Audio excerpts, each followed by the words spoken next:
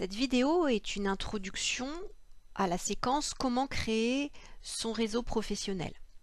Cette vidéo a été réalisée par Karine Loher dans le cadre de ses cours d'activité professionnelle appliquée en BTS Notariat, cours du 16 décembre 2021.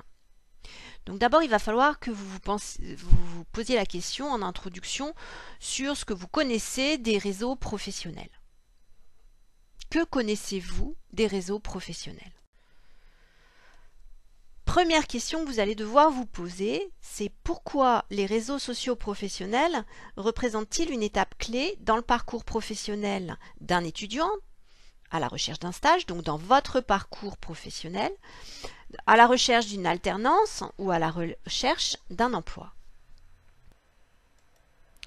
Alors donc, quels sont les objectifs, je reformule, quels sont les objectifs des réseaux sociaux professionnels pour vous? Quel est l'intérêt des réseaux professionnels pour vous?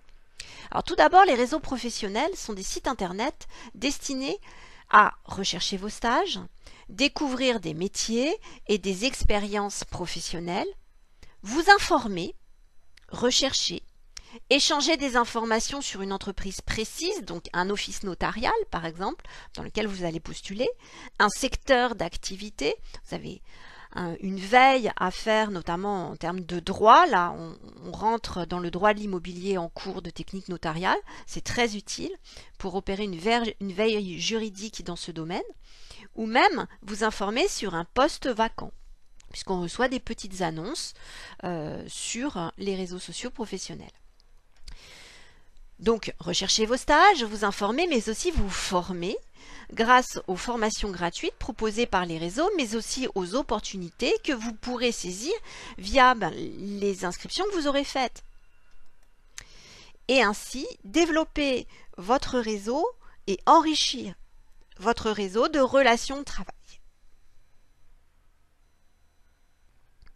Deuxième question que vous devez vous poser, c'est quelles sont les étapes à respecter pour créer votre réseau professionnel. Alors, j'en vois deux.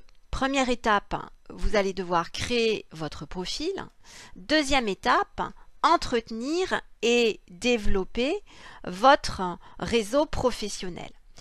Et c'est ce qu'on va voir dans les deux autres vidéos qui suivent avec, en prenant pour exemple la création d'un profil LinkedIn.